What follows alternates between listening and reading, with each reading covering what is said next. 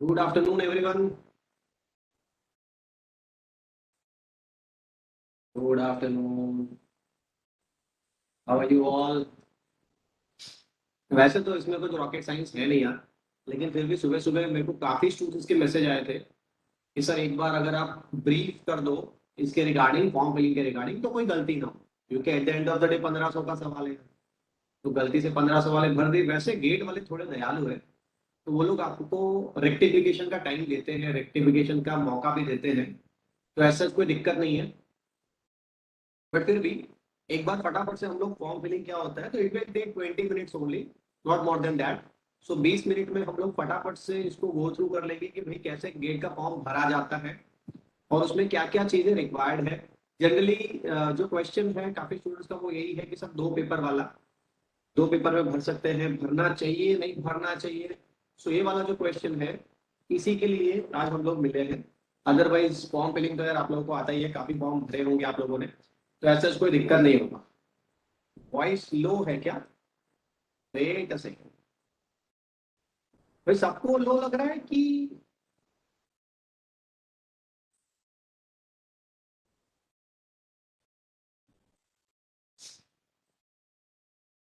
Okay है? कि भाई यार अंगूठा दिखा रहा है, मतलब ओके के लिए दिखा रहा है, अभी लो के लिए दिखा रहा है? बराबर है। अच्छा ठीक है। सीना तेरा चेक कर अभी। मेरा बराबर है ना? तो ज्यादा जोर से इसलिए नहीं बोल रहा हूँ यार, क्योंकि जरूरत नहीं है अपने इसमें। लेक्चर वाला ठीक है। यहाँ पे थोड़ा स्लो स्लो ही करते हैं। सबसे पहले तो अ, आप लोग गेट आईआईटी खड़गपुर वाला जो साइट है, आई gate.iitkgp.ac.in, वो खोलोगे। वहां पे आपको जैसे ही वो खोलते हो, आपको अप्लाई ऑनलाइन का ऑप्शन दिखेगा। सीधा सीधा जाके अप्लाई ऑनलाइन पे क्लिक करोगे तो यहाँ पे आ जाओगे आप, ऐसा पेज आपको दिखेगा। जैसे ही ये पेज पे आप लोग आ जाते हो, आपको यहाँ पे लॉग इन नहीं करना है। आप न्यू यूजर हो, आप पहली बार रजिस्टर कर रहे हो, भले ही आपने, अगर आप 2022 में हो और आपने 2021 का फॉर्म भरा होगा, तो उसका और इसका कोई लेना देना नहीं है। ठीक है, ये दोनों अलग अलग है। तो मतलब आपने अगर 21 का फॉर्म भरा था, तो उसके आईडी से, या उसका जो यूजर आईडी था, या उसका उसका जो मेल आईडी जो यूज किया था आपने, उसका और इसका पहले तो कोई लेना देना नहीं है। जो लोग 23 में है और जो लोग पहली बार दे रहे हैं, उनको तो ये सवाल आना ही नहीं चाहिए। जो 22 में है और जिन लोगों ने लास्ट ईयर दिया था, उन लोगों के लिए भी कोई लेना देना नहीं है, एकदम न्यू है। ठीक है। तो सबसे पहले हम लोग क्या करेंगे भाई, यहाँ पे रजिस्टर पे क्लिक करेंगे। रजिस्टर पे क्लिक करेंगे ताकि आपको आपका नाम, मिडिल नेम एंड सरनेम पूछा जाएगा। तो यहाँ पे आप अपना नाम, मिडिल नेम एंड सरनेम, मेरा पहले से आ रहा है क्योंकि मैं ऑलरेडी एक बार भर चुका हूँ।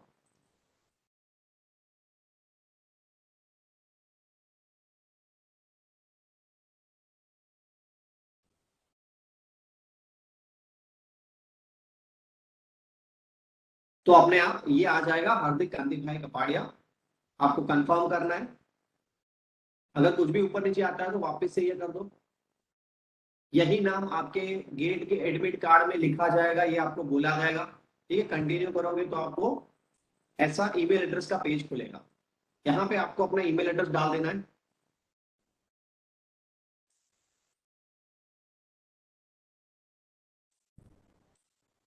कंफर्म करना है।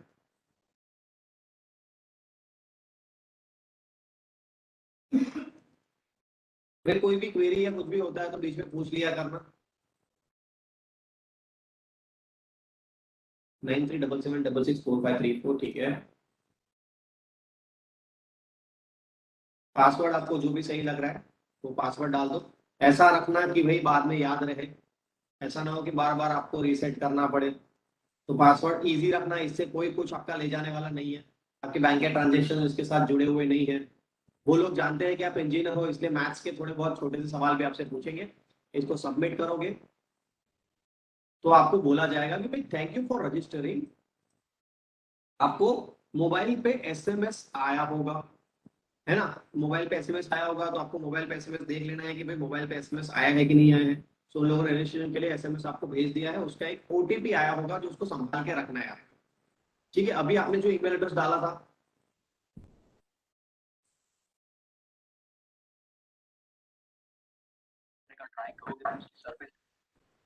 कौन बोला बीच में?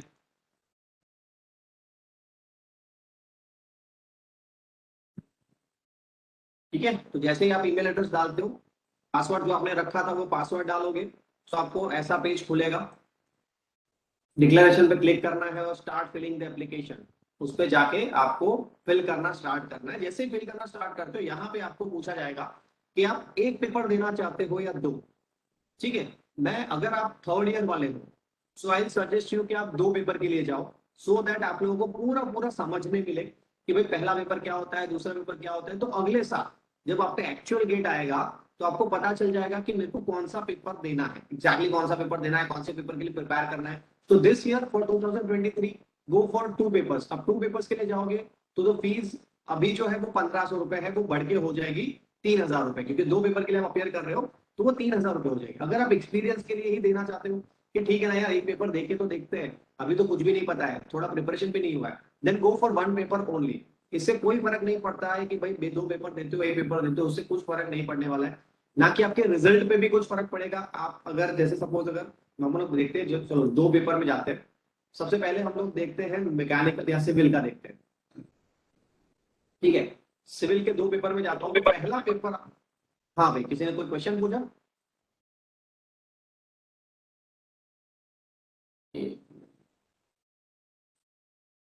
I am keeping you muted. अब अगर किसी को कोई भी सवाल आता है तो प्लीज उसको चैट बॉक्स में डाल दीजिए, सो दैट बीच बीच में डिस्टर्बेंस ना आए। मैं सबको म्यूट कर दिया है। ठीक है, तो अगर हम लोग सिविल के पेपर में जाते हैं, तो सिविल के बाद आपके पास 6 ऑप्शन आते हैं। एरोस्पेस आता है, आर्किटेक्चर एंड प्लानिंग आता है, एनवायरमेंटल साइंस एंड इंजीनियरिंग आता है, जियोमेटिक्स आता है, naval architecture and marine engineering आता है, जो इस बार इंट्रोड्यूस हुआ है, जियोमेटिक्स एंड नेवल आर्किटेक्चर। ये दोनों पेपर इसी साल इंट्रोड्यूस हुए हैं, मतलब ये पहला बार है।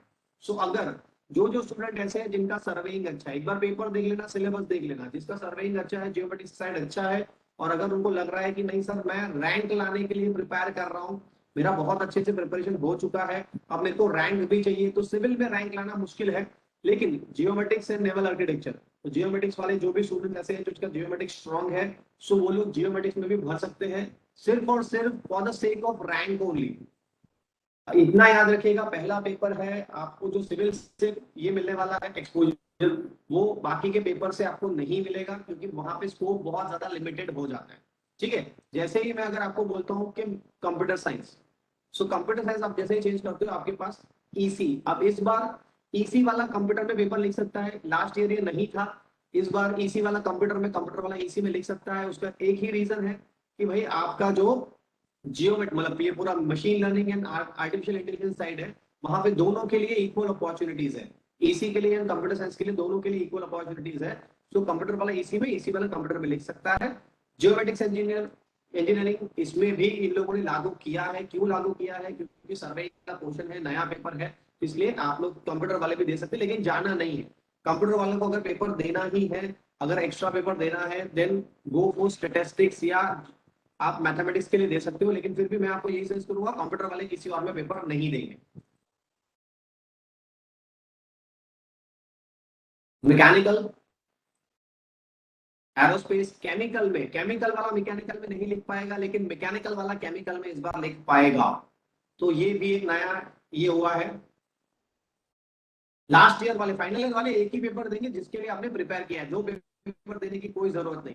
हाँ, दूसरा पेपर अगर आपको लग रहा है कि जैसे मैकेनिकल में हो आप और एक्सी का पेपर आपको देना है, तो सेम सिलेबस है, तो you can opt for that, no issues in that. But अगर आपको लग रहा है कि नहीं भाई मेरे को मैकेनिकल भी देना है, मैकेनिकल के लिए प्रिपेयर करना है, go for mechanical only. Final year वाले एक ही पेपर देंगे। अगर देखो आपको लग रहा है कि नहीं यार मेरे को रैंक के लिए भी बूस्ट करना है, मेरा एक्सी का हो जाता है, ऐसा है, तो आप दूसरा पेपर लिखो, लेकिन आपका मेजर पेपर यही है, और उतना ही सिलेबस पढ़ के जाओगे जो इसमें आता है। ठीक है, एरोनॉटिकल इंजीनियर्स जो है वो एरोस्पेस में देंगे। एरोस्पेस में जैसे ही आप जाते हो, वहां पे naval architecture and engineering science XE का पेपर, ये दो पेपर पे आप जा सकते हो। तो एरोस्पेस पे जाओगे, या फिर आप मैकेनिकल में लिख सकते हो। एरोनॉटिकल वाले जितने भी है वो मैकेनिकल में लिख सकते हैं। मैकेनिकल में अगर आप लिखते हो, तो मैकेनिकल में लिखने के बाद आप एरोस्पेस में भी लिख सकते हो। सो मैकेनिकल पहला प्रेफरेंस आप रखोगे, मैकेनिकल एंड एरोस्पेस। ठीक है, मैकेनिकल वाले आप लोगों को सीधा सीधा दिख जाएगा भाई, यहाँ पे ऑप्शन सारे सारे हैं। आपको अगर जाना है प्रोडक्शन साइड, अगर आपको इंटरेस्ट है, पेट्रोलियम साइड जाना चाहते हो, तो यहाँ पे पेपर लिख सकते हो। अगर आप केमिकल साइड जाना चाहते हो तो केमिकल, मैकेनिकल के साथ साथ, बट प्रिपेयर उतना ही करना जितना मैकेनिकल के सिलेबस में आता है। सारे ब्रांच के लिए वो बोल रहा हूँ, प्रिपेयर उतना ही करना, क्योंकि उतना ही कंप्लीट नहीं हो रहा है तो फिर आगे जाने की अभी जरूरत नहीं है। ठीक है, हम लोग लेके चलते, सपोज अगर मैं मैकेनिकल में दे रहा हूँ और मैं साथ साथ केमिकल में भी दे रहा हूँ, काफी केमिकल वाला है तो केमिकल वाला भी दिखा देता हूँ भाई। केमिकल वाला अगर है तो केमिकल वालों के लिए petroleum and engineering science XE का पेपर जो है, एक्सी को बहुत ध्यान से एक बार देख लेना, एक्सी में क्या क्या होता है क्या नहीं होता है। अगर कोई डाउट है बाद में तो मैं आप लोगों के लिए अलग से एक्सी वाला जो वेबिनार है उस पर हम लोग कंडक्ट करेंगे, जहाँ पे मैं आपको बताऊंगा कि एक्सी के फायदे क्या क्या है और नुकसान क्या क्या। ठीक है, सपोज हम लोग अभी बात करते हैं कि भाई यार इलेक्ट्रिकल रह गया ऐसा, ठीक है, इलेक्ट्रिकल इलेक्ट्रॉनिक्स इसी में लिख सकते हैं, इंस्ट्रूमेंटेशन एंड फिजिक्स। चलिए मान के चलते हैं अपन इलेक्ट्रिकल में मैंने पेपर लिखा और इसी में मैं दूसरा पेपर भी लिख रहा हूं, ऐसा अगर मैं मान के चलता हूं। आप लोग अपने हिसाब से, अपनी सहूलियत के हिसाब से आप ले सकते हो। अगर आपको लग रहा है कि आपने एक ही पेपर के लिए प्रिपेयर किया तो प्लीज एक ही पेपर के लिए ऑप्ट कीजिए, दूसरे पेपर से ज्यादा कुछ फायदा होने वाला नहीं है। अगर आपको लग रहा है कि नहीं मेरे को सिविल में मेन पेपर तो देना ही है, लेकिन जियोमेट्रिक्स मेरा बहुत अच्छा है, मेरे को करियर वहीं पे बनाना है, या एनवायरमेंटल वाले जितने भी स्टूडेंट है तो सिविल में लिखो और एनवायरमेंटल साइंस के लिए भी लिखो, तो वो सही है। ठीक है, सिटी हमेशा याद रखिए जहां पे भी आप रहते हो, जो भी आपको प्रोबेबल लग रहा है। अभी अगर आप भले ही भुज में हो लेकिन आपको लग रहा है कि नहीं यार तब तक ऑफलाइन शुरू हो जाएगा और मैं जा पाऊंगा, और वडोदरा में मेरा एक घर भी है। अगर आपका वडोदरा में घर है या किसी रिलेटिव का घर है और 2 दिन पहले आ सकते हो तो प्लीज सिलेक्ट वडोदरा। अगर नहीं है और आप हॉस्टल के भरोसे ही रहने वाले हो तो आप वही सिलेक्ट करो जहां पे आपका घर है, जो आज जहाँ पे आप नेटिव हो, जहाँ पे आप अभी रह रहे हो वही सिलेक्ट करो, क्योंकि बाद में आप घर जा सकते हो लेकिन घर से यहाँ अगर कोई रिलेटिव या कुछ भी नहीं है तो फिर आपको होटल में रहना पड़ेगा। ठीक है, तो पहला आपने बड़ोदरा सिलेक्ट किया, दूसरा सपोज मैं आसपास में सिलेक्ट करता हूँ तो मे भी हम लोग आनंद सिलेक्ट कर सकते हैं, एंड तीसरा इसके आसपास में ले लिया मैंने अहमदाबाद। ठीक है, सूरत भी ऑप्शन में होगा, तो आप अपने आसपास के सारे ऑप्शंस देख लीजिए, जो भी आसपास में होता है वो सिलेक्ट करके उसको सेव कर दीजिए।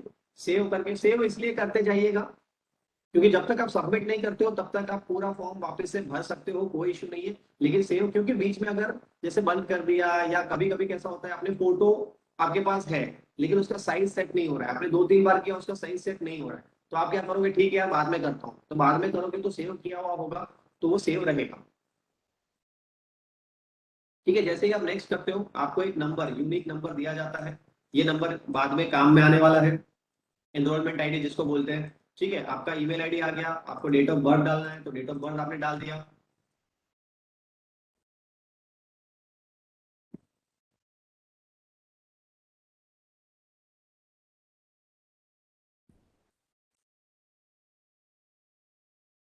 ठीक है, तो यहाँ पे आपने मेल डाल दिया, मेल डालने के बाद इंडियन हो गया। अभी यहाँ पे आपका जो भी रिस्पेक्टिव कैटेगरी है, अगर आप एससी या एसटी में आते हो तो आपको 750 रुपीज भरना है, अगर आप जनरल कैटेगरी में आते हो तो आपको 1500 रुपीज भरना है। तो आपने जनरल टिक किया यहाँ पे और आप आगे बढ़े।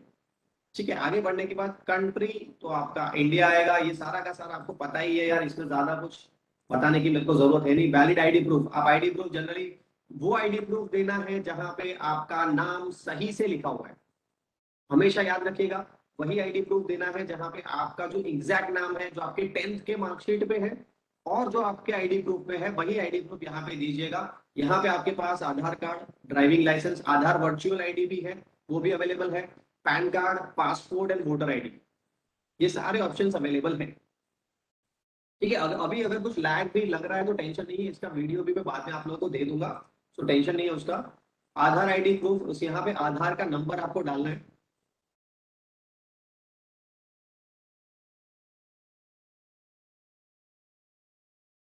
ठीक है, आधार आईडी आपने डाल दिया, आप लोगों को मेरे को भरोसा नहीं है इसलिए सही नहीं डाल रहा हूँ मैं। पप्पा का नाम,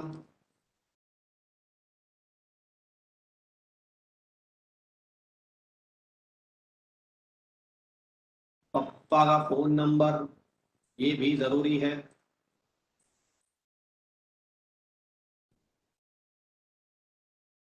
इसको सेव किया।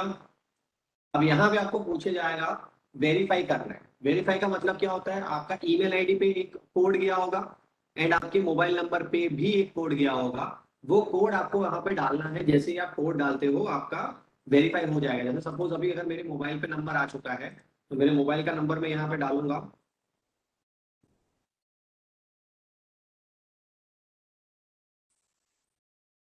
तो ये वेरीफाइड दिखाएगा। वैसे ही ईमेल एड्रेस पे भी एक कोड आया होगा, वो ईमेल एड्रेस का कोड अगर आप डालते हो तो वहां पे भी वेरीफाइड आपको दिखाएगा। ठीक है, यहाँ से फिर ये कंप्लीट करके आपको आगे बढ़ना है। अब आगे बढ़ते हो, यहाँ पे zip code, country code, state code, address line और सारा एड्रेस लेटर्स आपको डालना है, तो वो एड्रेस आप डाल दीजिएगा। जरूरी नहीं है ब्लॉक लेटर में लिखना है, ब्लॉक लेटर में लिखते हो तो अच्छा है, वैसा कोई जरूरी नहीं है कि आप ब्लॉक लेटर में ही लिखो, ऐसा कोई जरूरी नहीं है। आप पहला मतलब आप सेंटेंस के इसमें लिखिएगा, पहला अक्षर आपका कैपिटल होना चाहिए, बस उतना काफी है। मेरे को आदत है ब्लॉक लेटर्स में लिखने की, नाम और वो सब, जब भी मैं फॉर्म भरता हूँ तो जनरली ट्राई यही करता हूँ कि उसको ब्लॉक लेटर में लिखूं, इसीलिए ये है, ऐसा कोई रूल नहीं है कि आपको ब्लॉक लेटर में ही लिखना है। ठीक है, यहाँ पे एड्रेस वेड्रेस आप सब कुछ डाल दीजिएगा। आपने जैसे ही एड्रेस डाल दिया, फिर आपको नेक्स्ट करना है। नेक्स्ट पे जाओगे तो कॉलेज का डिटेल आपको डालना रहेगा। कॉलेज में कौन से, जो भी कॉलेज में आप पढ़े हो, वो कॉलेज का एड्रेस और उसका पिन कोड। तो आपका कॉलेज का एड्रेस अगर सपोज 888120, ये मैंने डाला, तो यहाँ पे जैसे ही पिन कोड डालता हूँ विल्लभ विद्यानगर आ जाएगा, इंडिया गुजरात सब कुछ आ जाएगा। यहाँ पे कॉलेज का रोल नंबर आपको डालना है। कॉलेज का रोल नंबर मतलब कॉलेज का आईडी कार्ड पे जो नंबर है वो, जहां पे आपका सपोज 18EC002 या 19CE001 ऐसा कुछ होगा, है ना, मतलब 1234 ऐसा कुछ है, वैसा नहीं। आपका कॉलेज में से एक आईडी कार्ड, आईडी नंबर दिया होगा जिसमें आपका ब्रांच भी स्पेसिफिक होगा, और आप जिस ईयर में आपने एडमिशन लिया था वो ईयर भी स्पेसिफिक होगा, वो वाला नंबर यहाँ पे डालना है। क्वालिफाइड डिग्री आपका बी या बीटेक जो भी है, वो यहाँ पे आपको बी डाल देना है। पास आउट के लिए भी आपका एनरोलमेंट नंबर तो सेम ही रहेगा, एनरोलमेंट आईडी आपको वहां पे डालना ही डालना है, और वो इंस्टीट्यूट का ही होगा, तो पास आउट के लिए भी सेम रहेगा।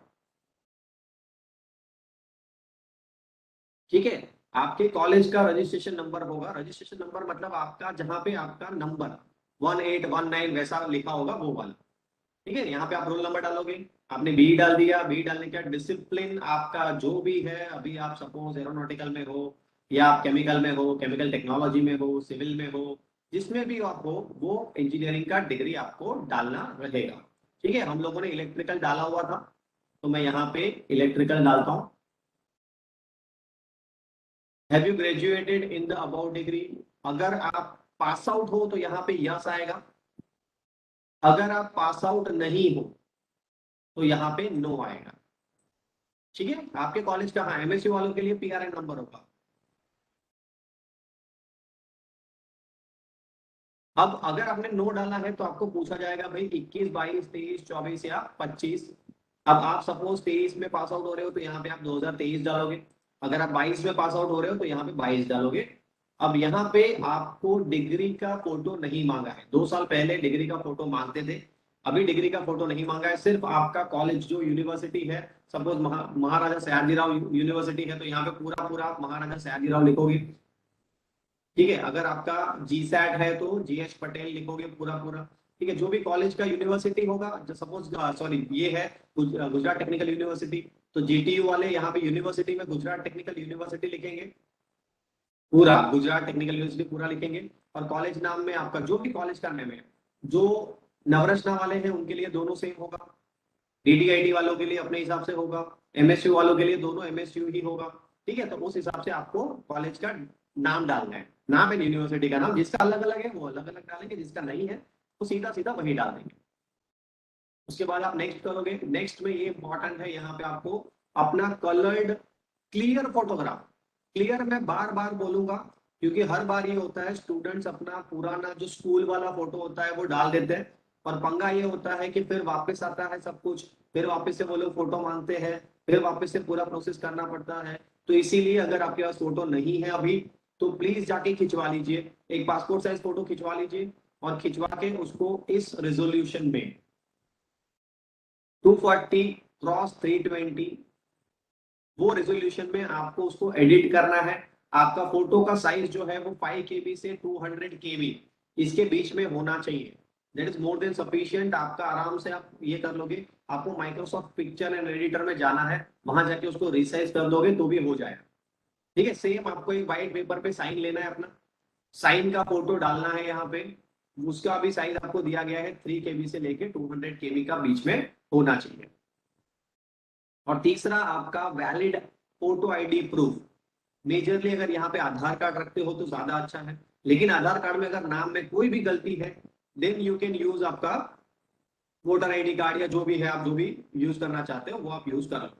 ठीक है, तो यहाँ पे जैसे ही आप वो डालते हो, आपका फोटो आईडी कार्ड डालते हो, आपका ये पूरा प्रोसेस कंप्लीट हो जाएगा। फिर यहाँ पे वो लोग ये पूछते हैं कि भाई गेट 22 के पेपर के बारे में आपको कैसे पता चला। ठीक है, तो आप कोई भी लिख सकते हो, इंटरनेट सर्च लिख सकते हो, पोस्टर लिख सकते हो, यूनिवर्सिटी न्यूज कुछ भी लिख सकते हो, इंटरनेट सर्च लिख दीजिए और फिर उसको सेव एंड व्यू एप्लीकेशन करके रिव्यू एंड सबमिट कर देंगे। आधार कार्ड में फोटो जो भी हो कोई फर्क नहीं पड़ने वाला, आधार कार्ड में अगर पुराना फोटो हो उससे कोई फर्क नहीं पड़ता, नाम सही होना चाहिए। आधार कार्ड में मेन चीज है नाम। ऑब्वियसली वो फोटो 10 साल पुराना ही होगा, मेरा भी 10 साल पुराना है, तो वो टेंशन नहीं है, उस फोटो से कोई लेना देना नहीं है। बस इतना याद रखिएगा कि आपका नाम सही होना चाहिए आधार कार्ड में। ठीक है, यहाँ पे रिव्यू एंड सबमिट करोगे, रिव्यू एंड सबमिट करने के बाद सीधा सीधा आपको पैसे भरने के लिए बोला जाएगा। अगर आपने 2 फॉर्म भरे हैं, मतलब 2 सब्जेक्ट के लिए दे रहे हो तो 3,000 रुपए, अगर एक ही सब्जेक्ट के लिए दे रहे हो तो 1,500। ठीक है, इससे ज्यादा इसमें कुछ नहीं है। बेसिक फॉर्म फिलिंग था जो आपको मैंने बता दिया है। अब आगे जाने के बाद सिर्फ और सिर्फ आपका पेमेंट बचता है, तो वो पेमेंट कंप्लीट कर लीजिएगा। खाली इतना याद रखिएगा, जब तक यहाँ पे ये वाला वेरीफाई नहीं हुआ है तब तक आगे नहीं बढ़ेगा। हाँ, दोनों पेपर अलग अलग दिन पे होंगे, अलग अलग टाइम पे होंगे। हो सकता है मेजरली यही होगा कि दोनों पेपर अलग अलग दिन पे और अलग अलग टाइम पे होंगे। लेकिन अगर नहीं है तो हो सकता है, क्योंकि जनरली क्या होता है, उन्होंने क्लियर कट ये लिखा हुआ है कि आपको जो पेपर होगा वो हो सकता है कि दूसरे दिन आपका सेंटर अलग हो। मतलब जैसे हो सकता है कि यहाँ पे आयोन डिजिटल है अपना गोदरी में, तो वो एक सेंटर होता है। तो वैसे हो सकता है कि सेंटर अलग अलग दूसरे पेपर का हो सकता है, लेकिन आपका जो सिटी होगा वो सिटी सेम होगा। जनरली अगर ये नहीं हुआ तो हो सकता, वैसे लास्ट ईयर ऐसा कोई भी पेपर नहीं था जो एक ही दिन में 2 पेपर हो। बट क्योंकि इस बार आपको बहुत सारे चेकलिस्ट दिए हुए इन लोगों ने, बहुत सारे, एक बंदा 6 6 7 7 पेपर टाइप भर सकता है, तो इतने सारे पेपर को अरेंज करना दैट इज समवॉट डिफिकल्ट। तो हो सकता है कि आपका एक पेपर सुबह, और एकदम वर्स्ट केस सिनारियो में बता रहा हूँ आपको, वर्स्ट केस सिनारियो में हो सकता है कि एक पेपर सुबह और एक पेपर दोपहर को हो सकता है। बट उससे ज्यादा नहीं होगा, मतलब कभी भी एक सेम टाइम पे दोनों पेपर नहीं होंगे, दोनों पेपर का कंबाइंड रैंक नहीं आएगा। पहला पेपर अलग है, दूसरा पेपर अलग है, दोनों का रैंकिंग अलग अलग होगा। कंप्यूटर का अगर आपने पेपर दिया है तो कंप्यूटर का रैंकिंग अलग जाएगा, अगर आपने ईसी का पेपर दिया है तो ईसी का रैंकिंग अलग जाएगा, उसका दोनों में कोई लेना देना नहीं है। लास्ट डेट 24 सितंबर है, तो अभी अपने पास टाइम है। 2 3 दिन आराम से वेट करो, 2 3 दिन बाद सब कुछ फोटो वोटो सब कुछ जुगाड़ करके आराम से फॉर्म भरिएगा। बट ऐसा ना हो कि लेट हो जाए, क्योंकि अगर 24 के बाद आपने फॉर्म भरा तो आपको पेनल्टी लगेगा 500 रुपए का।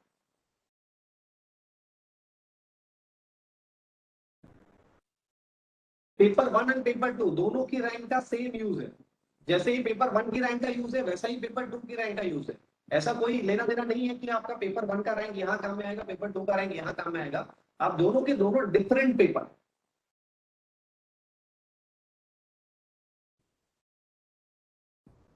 जितना हो चुका है, जो थर्ड ईयर वाले हैं, जो 2023 वाले हैं, जो अभी पेपर दे रहे हैं, उनको सिर्फ और सिर्फ जितना हुआ है उतना ही प्रिपेयर करके देना है। पूरा पूरा प्रिपेयर करने मत जाना। सिर्फ जितना आपका बेसिक फोकस है, जितना आपको यहाँ पे पढ़ाया गया है उतना ही पढ़िए और उतना पढ़ के ही पेपर दीजिए। थर्ड ईयर वाले भी 2 पेपर दे सकते हैं, लेकिन लोड क्यों लेना है भाई, पहले एक तो दे दो। एक का पूरा पूरा सिलेबस तो अपना हुआ नहीं है, फिर दूसरा पेपर देने जाओगे तो मतलब ना यहाँ के रहोगे ना वहां के। तो एटलीस्ट इस बार हम लोग पेपर क्यों दे रहे हैं, जो थर्ड ईयर वाले हैं ना वो इसलिए पेपर दे रहे हैं क्योंकि उनको एक्सपीरियंस मिलेगा। उनको पता चलेगा कि माहौल कैसा होता है, पेपर कैसा होता है, वहां पे सुविधाएं कैसी होती है ना। तो ये सारी चीजों के लिए हमको देना है।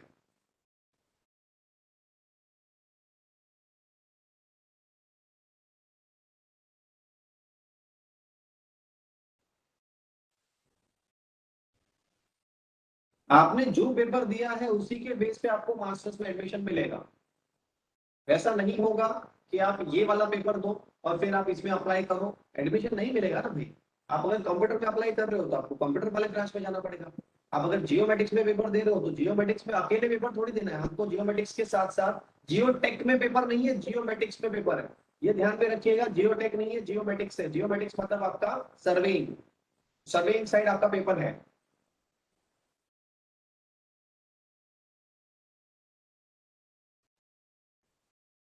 यू कैन, कोई दिक्कत नहीं है यार, आप अपना बीटेक अलग उस पे ब्रांच में कर सकते हो। आपने अगर बीटेक अपना मैकेनिकल में किया है और आप अलग ब्रांच में करना चाहते हो कर सकते हो। आईआईटी से, आईआईटी को कोई लेना देना नहीं है उससे। बट थोड़ा रिलेवेंट होना चाहिए यार। जैसे अगर आप इलेक्ट्रिकल में किया है तो इलेक्ट्रॉनिक्स में कर सकते हो, आपने ईसी में किया है तो आप सीएस में कर सकते हो।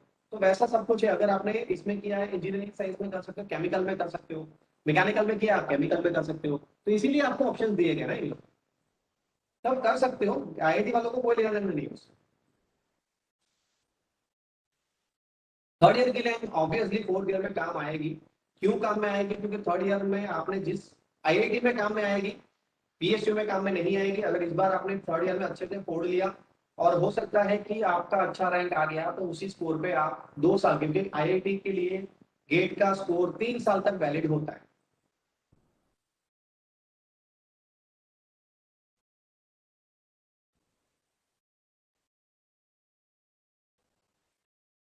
एरोस्पेस मैकेनिकल से रिलेवेंट होता है ऑब्वियसली, क्योंकि एरोस्पेस में भी एरोडायनामिक्स, आपका थर्मोडायनामिक्स, ये सारी सारे कंसेप्ट, फ्लूइड मैकेनिक्स, ये सारे कंसेप्ट आते हैं। बट उससे ज्यादा भी आता है, बट जो बेसिक्स होता है वो सेम होता है।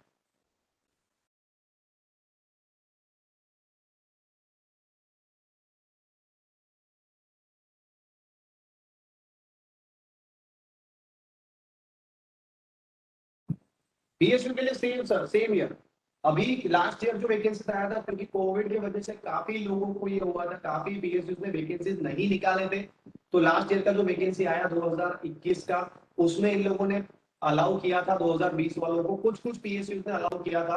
क्योंकि 2020 में 20 के पास आउट होने के बाद काफी जगह पे वैकेंसीज नहीं आए थे, पीएसयू ने वैकेंसीज नहीं निकाले थे क्योंकि वो लोग इंटरव्यू कंडक्ट नहीं करवा पा रहे थे। तो 2021 के जो जो वैकेंसीज आए पीएसयू के, उसमें उन लोगों ने बोला था कि 2020 वाले भी अप्लाई कर सकते हैं। तो उस साल ये हुआ, इस साल होगा नहीं होगा वी कैंट प्रेडिक्ट, क्योंकि जनरली पीएसयू का जो वैकेंसी होता है वो उसी साल के लिए वैलिड होता है।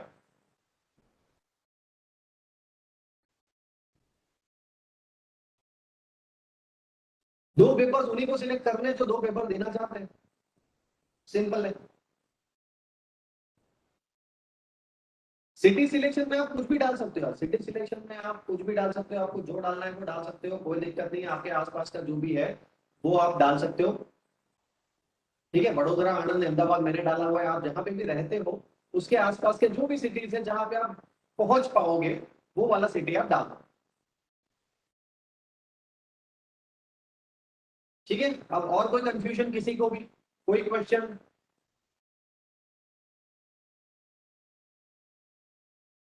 अगर है तो फटाफट पूछ लो, अगर नहीं है तो भाई लीव कर सकते हो आप लोग।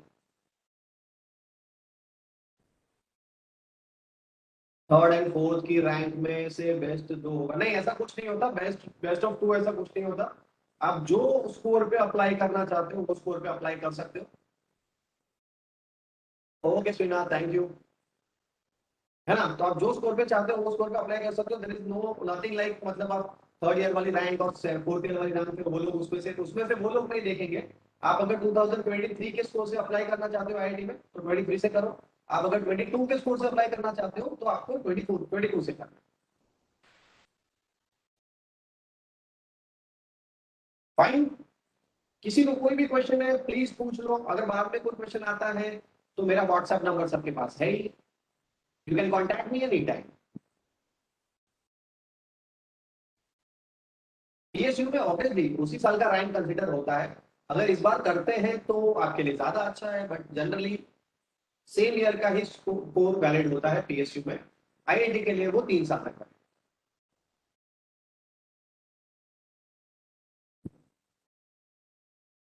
तो 2022 में से अप्लाई कर दो। अगर 2022 में ज्यादा आया है तो 2022 के स्कोर पे अप्लाई करना।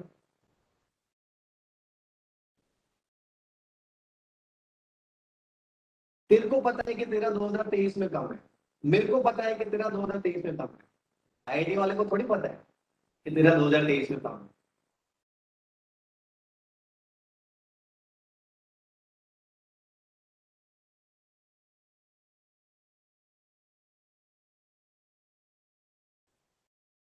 भाई पीएसयू 1 ईयर वेट नहीं करेगा। पीएसयू में तो 2023 का, अगर तो 2023 का स्टूडेंट है तो 2023 का स्कोर लेके ही पीएसयू में जाएगा। पीएसयू तेरे लिए वेट नहीं करेगा।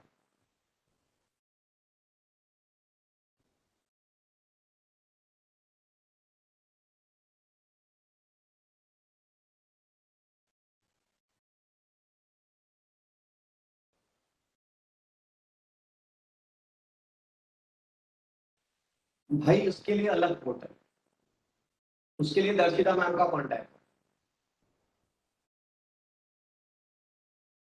देवल, दर्शिता मैम।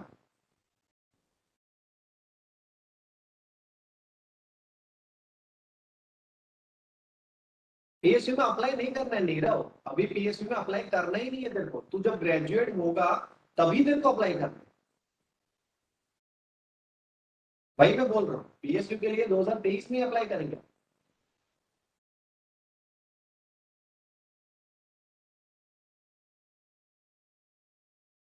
ऑफलाइन डाउनलोड नहीं होंगे, सॉरी। एटलीस्ट आप लोगों को लैपटॉप में देखने का ये मिल जाएगा, एक्सेस मिल जाएगा। As an Ed Eklavya app में जैसे ही आपको यूजर आईडी पासवर्ड मिलता है, you will get the access and you will be able to see those videos on laptop as well. तो वो मैं कर सकता हूँ। बहुत जल्द आप लोगों को व्हाट्सएप पे वहां पे ये मिल जाएगा कि आप लैपटॉप में सारे वीडियो देख पाओ, बट ऑफलाइन डाउनलोड वाला ऑप्शन नहीं देगा।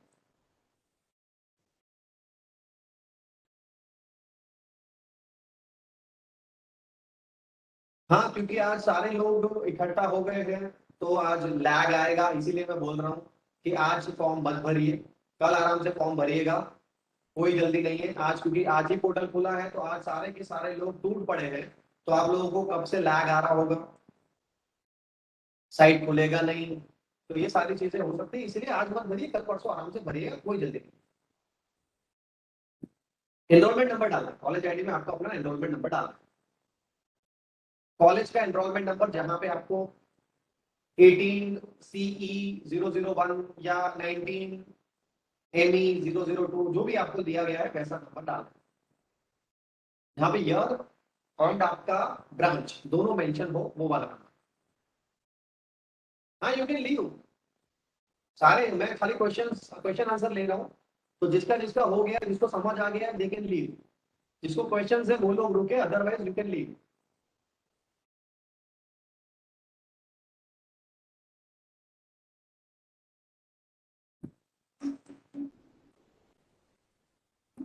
सो आई होप सारे क्वेश्चन कंप्लीट हो चुके हैं।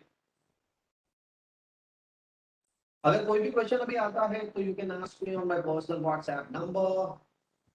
Till then, have a great day, all the very best for GATE examination.